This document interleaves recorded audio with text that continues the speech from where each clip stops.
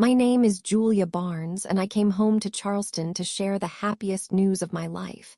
Instead, my mother spat the words, "You don't deserve to be a wife," while my father just stood there, arms crossed, silent as stone.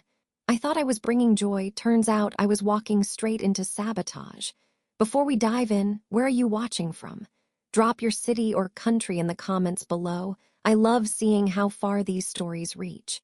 And if you've ever had to stand tall when your own family tried to knock you down, this one's for you. They say you can't go home again. But I did. Smiling, hopeful, foolish. I had no idea what was waiting behind that door. My heels clicked against the worn wood of my parents' porch as I reached for the brass handle, still loose after all these years. Inside, the air smelled like cinnamon and furniture polish. Familiar, comforting, until it was. Mom Linda Barnes was in her usual spot, perched on the cream sofa, legs crossed tight enough to cut circulation. She looked up, blinking as if I were a stranger. My dad, George, leaned against the doorway, arms folded like a barricade. "I have news," I said, my voice brighter than I felt. Linda didn't answer, just stared, a sliver of tension slicing the space between us. "I'm getting married," I said. "To Nathan." Silence. Then laughter, sharp, disbelieving. My mother's mouth curled like she'd tasted vinegar. "Married to who?" she sneered, already knowing his name. "That man you met in Atlanta. What does he want from you?" I blinked. "We've been together over a year, Mom. He's a criminal investigator. He treats me well. We're in love." That last part felt childish the moment it left my mouth. My father shifted his weight but said nothing. "We want to have the wedding here in Charleston," I continued, trying to pull the conversation back to celebration. "Maybe in the garden where you and Dad got married. It's important to me." Linda scoffed. "That garden's dead, Julia, like your sense of reality. You don't just come home and declare you're the princess now." I felt my heart seize. "I'm not declaring anything. I wanted to include you. I thought you'd be happy for me." "You thought wrong," she snapped. "You don't deserve to be a wife. You can't even be a daughter properly." Those words, they didn't just sting, they burrowed, deep and bitter. My chest tightened. I turned to my dad, hoping for a lifeline, a contradiction, even just a flicker of support. But he didn't meet my eyes, just stared at the wall like this wasn't happening. That silence cut deeper than any insult. I should have walked out right then. But I stood frozen, holding a joy that now felt like a ticking bomb.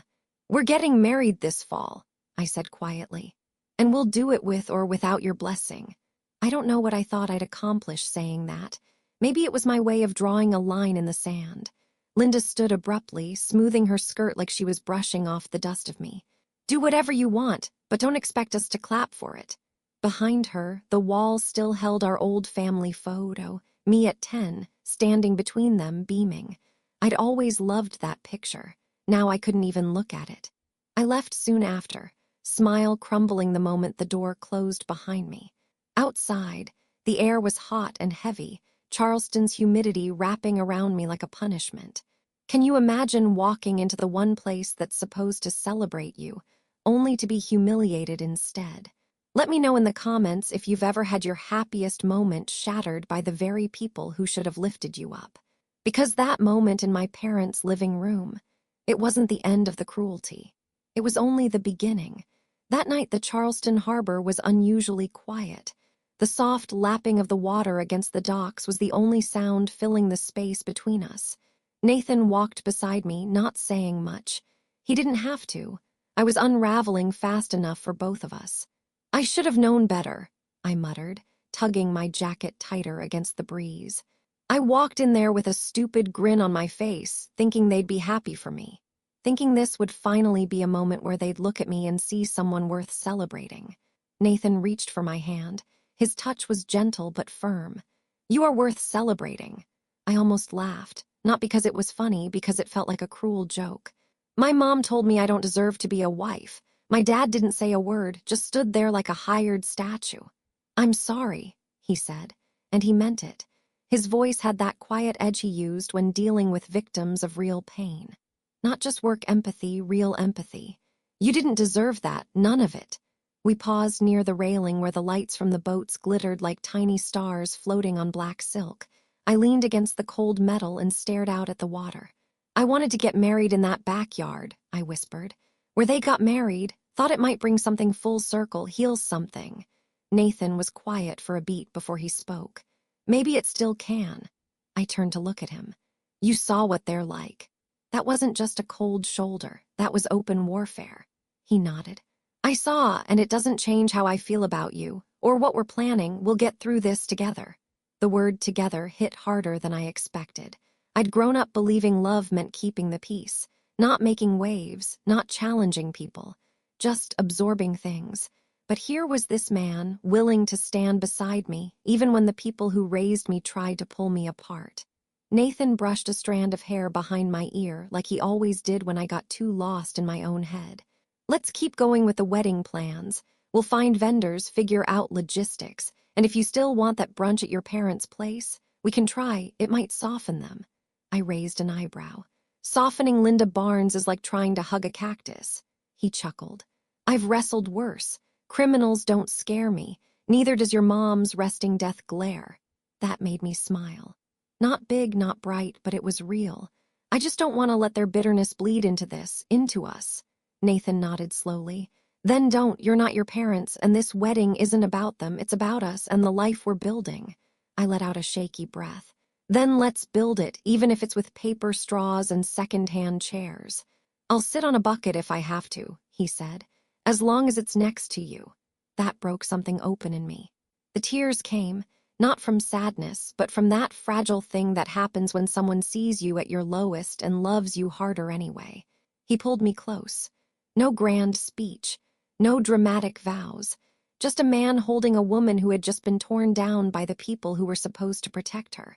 And in that moment, with the ocean breathing beside us and the stars blinking overhead, I remembered why I came home in the first place. Not for them. For me. For us. I'm still going to try, I said softly. To make peace, to hold the brunch. Maybe they'll come around, maybe they won't, but I won't let them ruin this. Nathan leaned in, kissed my forehead. That's my girl. So we walked home, fingers intertwined, not knowing what the next few weeks would bring, but certain of one thing: we were in this together. And if my parents wanted to make this a war, fine. I wasn't afraid to fight for my joy anymore. They say weddings are supposed to bring people together. Ours.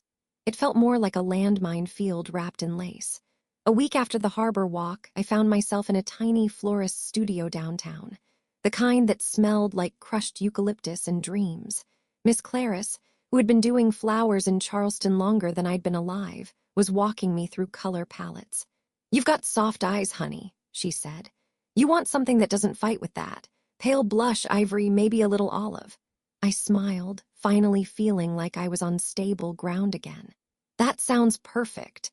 For an hour, I let myself imagine the day. Candles flickering, live jazz floating through the air, Nathan's hand in mine. I even booked the trio he'd found online, one that played Billie Holiday and Miles Davis like they'd lived through it. But all that peace faded the moment I stepped through the door of my parents' house. Back already? My mother asked from the kitchen, not even turning away from her glass of wine. It was 2 p.m. I went to see Miss Clarice, I said carefully. Chose the flowers. Her eyebrows lifted as she sipped. You're actually going through with it then? I set my keys down with deliberate calm. Yes, Mom, I am. She made a noise in her throat, not quite a laugh, not quite a word, just enough to twist the knife. Well, she said, I hope he shows up. I froze. What does that mean? She turned, finally, and looked at me like I was a puzzle she never had the patience to finish. I just hope you're not planning some big show for a man who might change his mind. People do that, change their minds. That comment echoed in the hallway even after she disappeared into her room. I didn't respond. I couldn't. My words were stuck behind a dam of fury and heartbreak. Later that week, I tried again, pretending like maybe, just maybe, things could be civil. I asked Dad if he could help move a table from the garage for the upcoming brunch. His answer: I've got a lot on my plate, Jules. He didn't look up from his Sudoku. A puzzle, of course. He'd rather wrestle with numbers than deal with his daughter's happiness. Still, I moved forward. I confirmed the brunch guest list, started pulling out linens, and called Danielle, my best friend from high school who still lived in town. She promised to stop by soon and help with decorations. That call helped me breathe again. But every day, every interaction with my parents was like sandpaper on skin. Snide comments. Cold shoulders. Little emotional paper cuts you couldn't prove, but you felt. I overheard my mom on the phone with her sister whispering, "She's playing pretend. That's what this is. Playing house with a man who's never going to stay." She said it like she wanted me to hear. And the worst part of me did hear it, not with my ears, but with the small voice that still lived in my gut. The one they planted years ago, whispering that I was never quite enough. But Nathan's voice was louder now. Every time I thought about giving up, I'd remember how he said, "We'll sit on buckets if we have to." So I kept going. I picked linens, chose a menu, booked the jazz trio for the ceremony, even though my parents hadn't offered a single dime or word of encouragement. It wasn't about pleasing them anymore. It was about reclaiming something that had always been mine, but that I'd been too scared to fight for: joy, peace, love. Some days I still cried. Quietly in my childhood bedroom, where the wallpaper hadn't changed since I was 14, where the smell of lavender still clung to the pillows. But I wiped my face. I got up. I kept going. Because this time I wasn't going to let them write the ending. This time the story belonged to me. The morning of the brunch prep, I woke up already bracing for the storm. Nathan was out of town for a few days, an urgent case upstate. I told him to go. "I'll handle things here," ID said. I tried to sound brave when I said it, like I wasn't walking into a battlefield armed with nothing but floral centerpieces and polite smiles. By noon, I had cleared the dining room table, arranged the place cards, and set out the good china, the ones that only came down for Easter or when Mom wanted to impress someone. I wasn't sure why I was bothering. My parents hadn't offered to help, hadn't even asked what time guests would be arriving. They just carried on like none of this was happening. Silence in that house had weight. It draped over my shoulders and pressed against my chest like a warning. I was halfway through tying ribbons around the linen napkins when the doorbell rang. I wasn't expecting anyone. My stomach clenched as I wiped my hands on my jeans and opened the door. Danielle stood there, my oldest friend, my high school partner and everything, with a bottle of champagne in one hand and a mischievous grin on her face. "I brought bubbles," she said, "and also moral reinforcement." I blinked at her, stunned. "You didn't have to. Stop." She pushed past me with the ease of someone who'd known this house better than her own once upon a time. "You're hosting a wedding brunch. You're being sabotaged by people who share your last name. I'm not letting you do this alone." She popped the cork before I could answer. The sound echoed through the halls like a battle cry. We poured 2 glasses. She handed me one. "Surviving family drama with grace and matching napkins," she said, clinking her glass against mine. I laughed. An actual, real laugh. It felt like my first in weeks. Together, we hung white lanterns above the windows, tied fresh eucalyptus garlands across the mantel, and arranged the hydrangeas I picked up that morning. The house, despite its coldness, began to glow. Danielle was humming softly to the jazz playlist I'd queued up when the thud of footsteps above interrupted us. We both looked up. My father stood at the top of the stairs, arms crossed, watching us silently. He didn't say a word, just stared. Danielle raised an eyebrow but didn't flinch. "Afternoon, Mr. Barnes." He gave a curt nod, then turned and disappeared down the hall. Danielle waited until he was out of sight before turning to me. "So, they're still channeling House of Ice and passive aggression, I see," I sighed. "You have no idea." She set down a vase and looked at me, really looked. "Actually, I do. I remember how your mom used to criticize your piano recitals even when you got perfect scores. I remember the time your dad grounded you for being 5 minutes late from my birthday party. Julia, this is who they've always been. But you've always been stronger than all of this." My throat tightened. "I don't feel strong." "That's because strength doesn't feel like fireworks and fanfare," she said. "Sometimes it feels like showing up anyway. Like setting a table in a house that doesn't want you to be happy, and doing it beautifully." She picked up one of the name cards and smiled. "Besides, you're marrying a man who makes you laugh with his eyes. That's no small thing." We kept decorating, laughing about old memories. The time we tried to dye our hair red and ended up orange, the secret code we invented to pass notes in school. For a little while, the house didn't feel haunted. It felt like mine, even if just for an afternoon. Even with my father glaring from the shadows. Even with my mother lurking upstairs, pretending we didn't exist.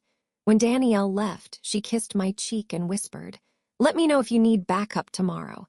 I've got a dress, heels, and zero tolerance for subtle insults." I watched her drive off with the bottle half empty and my heart a little fuller. Because even in a house built on coldness, that day held warmth, not from my parents, but from a friend who reminded me of who I really was. Someone worth celebrating. Someone who could still make a home, even if it was inside a war zone. I wore yellow. Not just any yellow, the same shade my grandmother used to call sunshine on silk. It was a vintage dress I'd found at a consignment shop just off King Street, with a scalloped collar and soft pleats that swayed when I walked. I needed the armor. Nathan was still out of town. The brunch was mine to host, mine to endure. I took one last look at myself in the mirror and whispered, "Smile, Julia. They don't get to ruin this." The doorbell rang promptly at 11. Guests trickled in. Neighbors I hadn't seen since high school, a few distant cousins, my Aunt Meredith with her ever-present perfume cloud and a tin of almond cookies. They brought flowers, hugs, and polite curiosity. None of them knew the battlefield they were walking into.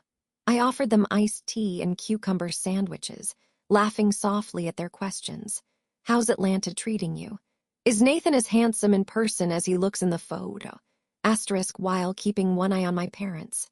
Linda floated through the room like a queen on her crumbling throne, offering thin smiles and silent judgment. George, he parked himself in the corner by the window, sipping coffee and watching the lawn like he was waiting for a rescue helicopter to land. I kept moving, refilling glasses, complimenting dresses, steering conversations away from anything that might detonate. When someone asked if we'd be using the backyard for the ceremony, I smiled sweetly and said, "Still working out the details." Linda chimed in then, her voice coated in sugar and venom. "Well, if it actually happens, I suppose that's one possibility." There it was, the passive jab. One cousin blinked, caught between sipping her mimosa and reacting. I didn't flinch. I couldn't. I just smiled and said, "You'll all be invited, if we're still on speaking terms." A few chuckles rose, nervous and unsure. But that's how you handle women like my mother. You smile with your teeth, not your eyes. You serve brunch like a diplomat at war. I caught Danielle's eye as she stepped in late, wearing a flowy skirt and a look that said, "Just say the word and I'll flip this table." We exchanged a nod. Just seeing her made my spine straighten. Together, we lit the last of the candles and served coffee. The air smelled like vanilla and fresh daisies.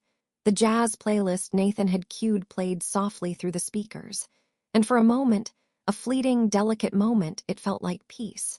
Linda hadn't made a scene. George hadn't stormed off. The guests were fed, amused, and oblivious to the Cold War simmering beneath the smile I wore like lacquer. By 2 p.m., most of the crowd had trickled out with hugs and best wishes. Aunt Meredith whispered, "Your mother's a tough nut, but you handled her like a pro." "Proud of you, sweetheart." I nodded, squeezing her hand. "Thanks for coming." Danielle stayed behind to help clean, gathering wine glasses and scraping crumbs from plates. "I'm shocked," she said, stacking china. "Your mom kept it somewhat civil, civil for her." I exhaled, tension finally loosening from my shoulders. "Yeah, it's weird. I kept waiting for the knife to drop. Maybe she's finally accepting it. Maybe." I wanted to believe that. I needed to. By 3:30, the house was empty. Danielle kissed my cheek and left with a promise to call me that night. I stood alone in the foyer, surrounded by fading laughter and the echo of clinking dishes. And for the first time in days, I let myself believe I had won a small victory. Sure, my parents hadn't embraced the moment, but they hadn't destroyed it either. And in that house, that counted for something. I changed out of my dress, pulled my hair into a bun, and curled up with a cup of leftover coffee in my childhood room. The walls still had my old theater posters. The closet still smelled faintly of lavender sachets and storage dust. For the first time, I let myself imagine what our wedding day would look like without them. It wouldn't be ideal, but it would be honest. That night, I slept deeply for the first time in weeks. I had no idea that while I dreamed of peace, something inside that house was already burning. Literally. I woke to the smell of smoke. At first, I thought I was dreaming, maybe caught in some half-memory of a bonfire on the beach or that time Nathan tried to grill ribs in the rain. But this wasn't that kind of smoke. It was sharp, acrid, wrong. I sat up fast, heart hammering. The morning light filtered through the curtains, soft and golden. Everything looked normal, but the smell kept tightening around me like a rope. I rushed to the hallway. No fire, no alarms. Still, I followed my instincts down the corridor, past the family portraits, past the closed door to my parents' bedroom, and stopped in front of my childhood room closet. The door was ajar. A curl of grayish residue floated out like a ghost. I reached for the handle with trembling fingers and opened it fully. And there it was, ash, blackened lace, charred tulle. The silk neckline singed beyond recognition. My wedding dress, what was supposed to be my dress, lay crumpled and dead at the bottom of the closet floor, nothing more than scorched scraps of what once held my hopes. I dropped to my knees. "No," I whispered. "No, no, no." My hands hovered above it, unsure whether to touch or retreat. Part of the bodice still held its shape like it was clinging to its last breath. The hem had melted. I could still see the tag I hadn't removed yet, fused to the lining. My throat closed. This couldn't be real. But it was. I crawled backward and pressed myself into the corner of the room. The tears didn't come at first. Just this shaking, this tremble that started in my chest and moved out to my limbs like aftershocks. Then, finally, a sob broke loose. It wasn't soft or poetic, it was the kind of sound that lives deep in your stomach. The kind you can't rehearse. The kind that rips through your ribs like an alarm. "They burned it," I whispered, the words landing like ash in my mouth. I curled into myself on the carpet, the one with the faint floral pattern my dad had installed when I was 11. And I wept. I don't know how long I stayed there. Eventually, I pulled my phone from the nightstand. My hands could barely hold it steady. I dialed Nathan. He picked up on the second ring. "Hey, baby, everything okay?" "They burned it," I said, silence. "My dress, it's gone. They burned it, Nathan." A beat, then another. "I'm coming home," he said, already moving. I could hear the urgency in his voice. "Julia, listen to me. Don't touch anything. Don't clean it up. I'll be there in 3 hours. I'll call the station. We're going to figure this out." His voice was the only lifeline I had in that moment. I nodded into the phone like he could see me. "Okay," I whispered. Then the line went quiet. I sat there, knees pulled to my chest, dress fragments scattered before me like a crime scene. And it was a crime. Not just against fabric or property or wedding plans, but against me, against my joy, my future, my right to love without shame. This wasn't an accident. It was a message. A final warning from people who couldn't control me anymore, so they'd rather destroy what I loved than accept that they were losing their grip. And I understood in that moment more clearly than I ever had. This wasn't a family issue. It was war. By the time Nathan pulled into the driveway, I was sitting on the porch, wrapped in a blanket, hollowed out from crying. The sun was high now, casting long, accusatory shadows across the lawn. I didn't look up until I heard the crunch of his boots on gravel. He dropped to his knees in front of me, his eyes scanning my face like he was checking for bruises. "Did they hurt you?" "No," I said softly. "Not physically." His jaw tightened, and without a word, he took me into his arms. For a long minute, I just let myself be held. Finally, he pulled back, brushed the hair from my face. "Take me to it." We walked inside. I hadn't touched a thing. The house was quiet, still, too still. My parents weren't home. Of course they were. I led Nathan to the closet. He knelt beside the dress, or what was left of it, pulling a pair of gloves from his coat pocket like it was second nature. His eyes flicked over the scorched fabric, the edges of the carpet, the black smudges on the inside paneling. "This wasn't an accident," he said quietly, confirming what I already knew. I watched him as he examined everything with the care of someone trained to see truth where others saw chaos. He didn't speak as he worked, just murmured to himself, cataloging details, angles, temperature effects. He pulled a small evidence kit from his satchel and swabbed along the charred zipper. Then he looked up at me. "They left fingerprints." My breath caught. "Are you serious?" He nodded. "They handled it. Probably moved it, maybe doused it before lighting it. There are oils here, someone was sloppy." He placed the swab in a sealed tube and carefully zipped it away. "I'll take it to the precinct. I'll have the lab run it discreetly." "What if," my voice cracked, "what if it's them?" He met my eyes with a calm steadiness. "Then we'll have proof."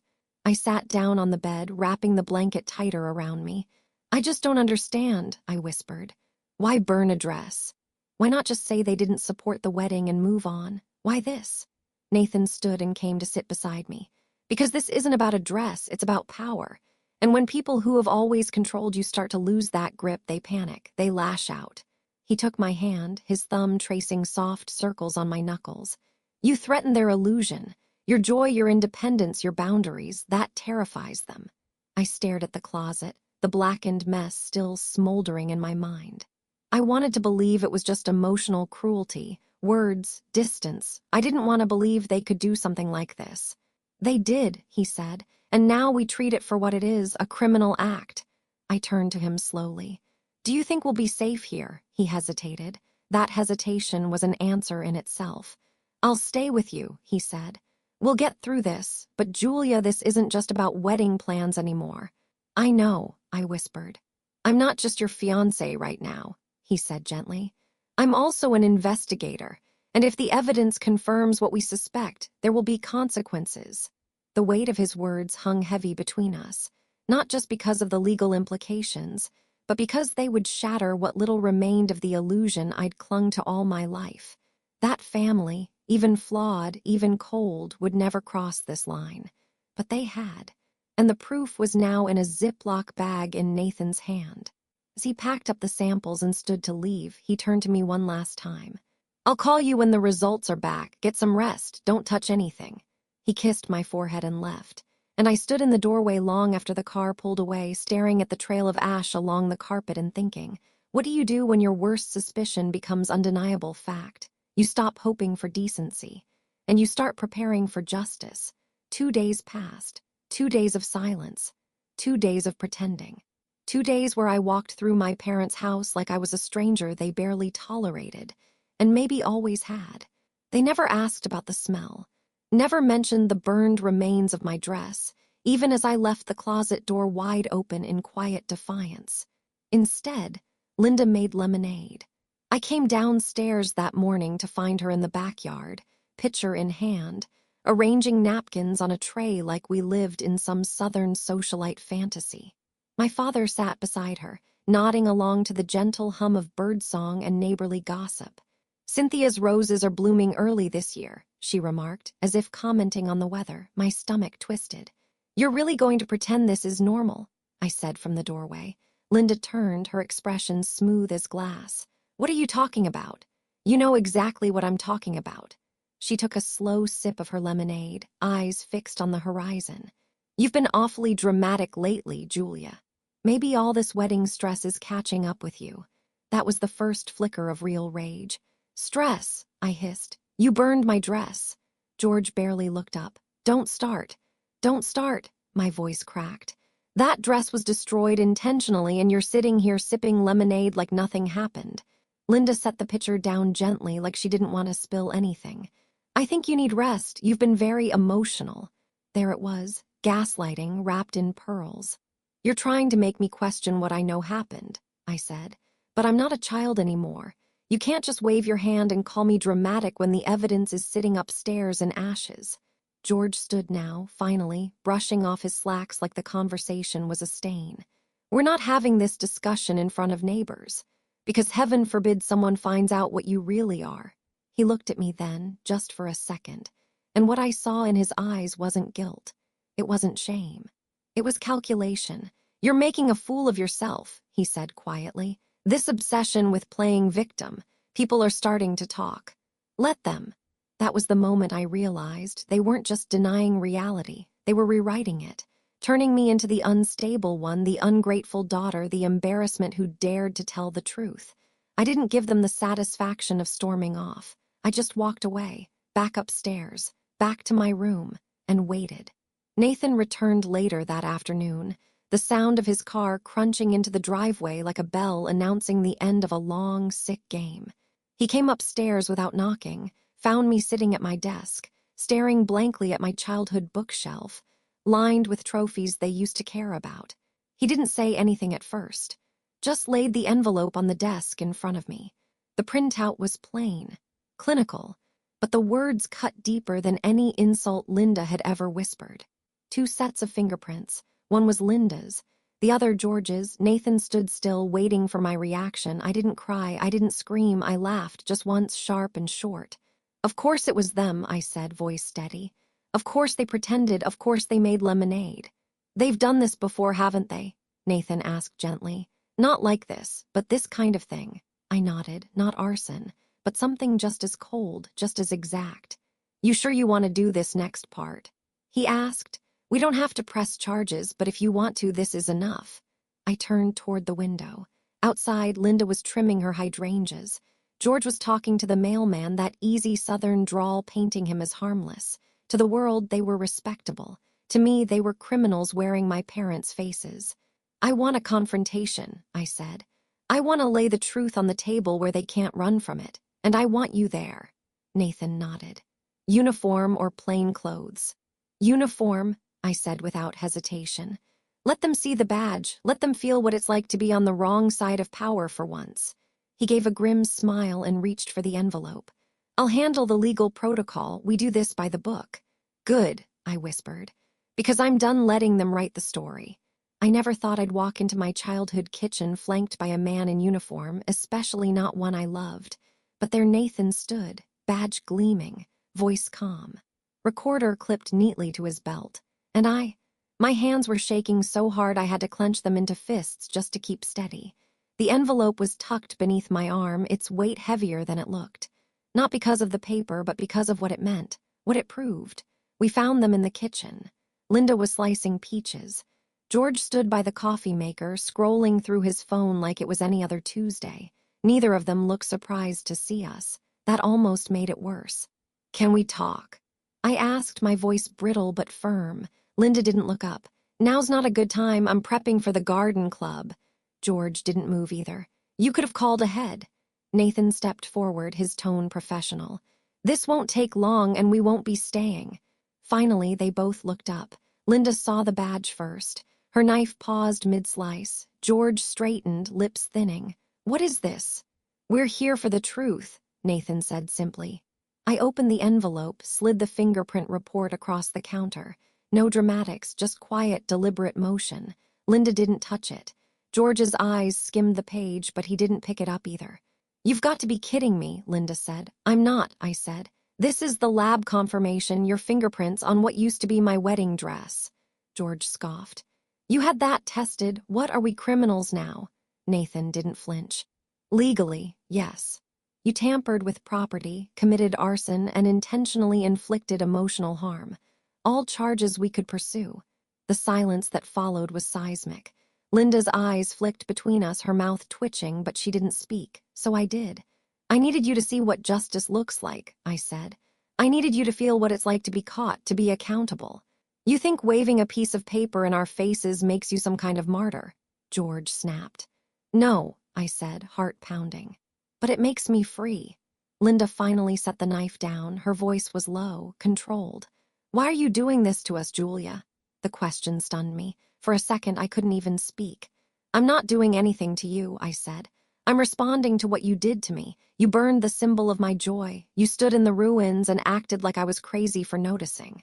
Nathan stepped forward slightly, his presence silent but commanding. We're not here to arrest you today, but we could. George muttered something under his breath. Nathan's gaze sharpened. Speak up. George raised his eyes to me. His voice was barely above a whisper. She needed consequences. My stomach dropped.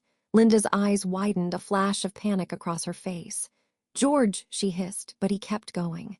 She ran off to Atlanta, thought she was better than us, came back with a fiancé, all high and mighty, wanted our backyard, our attention, our blessing. She didn't earn it. I felt something shift in me. It wasn't sadness anymore, it was clarity. You wanted to punish me, I said slowly, for being happy without you. Neither of them denied it. Nathan reached for the envelope, tucking it back into his coat pocket. Here's what happens now, he said. We won't press charges on one condition. They looked up. You admit what you did, Nathan said. Now here to her face, and from this moment on you stay out of her life unless she invites you in. Linda opened her mouth. Nathan held up a finger. You say anything but yes, and this goes to the DA. Silence. Then finally Linda's shoulders slumped. Her voice was quiet, defeated. We burned the dress. The words landed like a gavel. George didn't speak again. I looked at them both, and I didn't feel victorious. I felt done. You lost the right to call me daughter, I said, voice low and steady, the day you burned my future. Then I turned and walked out of that kitchen without looking back. The boutique sat tucked between a soul food cafe and a bookstore that smelled like cinnamon and thyme. I hadn't planned to go there that morning. My hands were still shaking from the confrontation, my throat raw from everything I didn't say. But something inside me, something old and quiet and ready, led me to that little shop on the other side of town.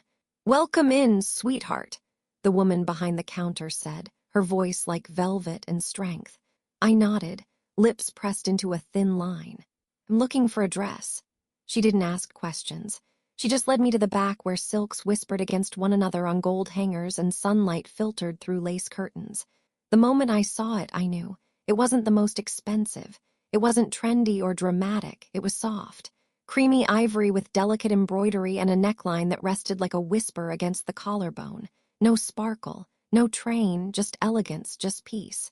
"I think it's been waiting for you," the woman said gently. I slipped into the dressing room and let the fabric fall over my shoulders. It fit like it had been sewn for me by someone who understood all the parts I'd kept hidden, who knew what I had survived and wanted to dress me in light. When I stepped out, my reflection caught me by surprise. I didn't look like someone piecing her life back together. I looked like a bride. A real one. A whole one. Danielle cried when I sent her the photo. She called 3 minutes later, sniffling. "Okay, I'm ordering the world's most fabulous maid of honor dress, and I'm throwing you a bachelorette party whether you want one or not." I laughed for the first time in what felt like weeks. "Just you and me, pizza and karaoke in the living room, deal." "Deal," she said, "but only if I get to sing Alanis." "You always sing Alanis." She paused. "You okay?" I looked at my reflection again. "I think I finally am." The wedding was small, not out of defeat, but by design. We held it at the historic riverfront chapel near the old docks. Weathered brick, ivy curling up the walls, the scent of jasmine clinging to the air like a memory you never want to forget. Danielle stood at my side in navy blue. The jazz trio played at last as I walked down the aisle. And Nathan? He looked at me like I was the answer to a question he'd asked his whole life. There were no dramatic speeches, no fireworks. Just a vow whispered between two people who had seen what tried to break them and chose to build anyway. My parents came. I didn't invite them, but they came. Sat in the last row, silent, small.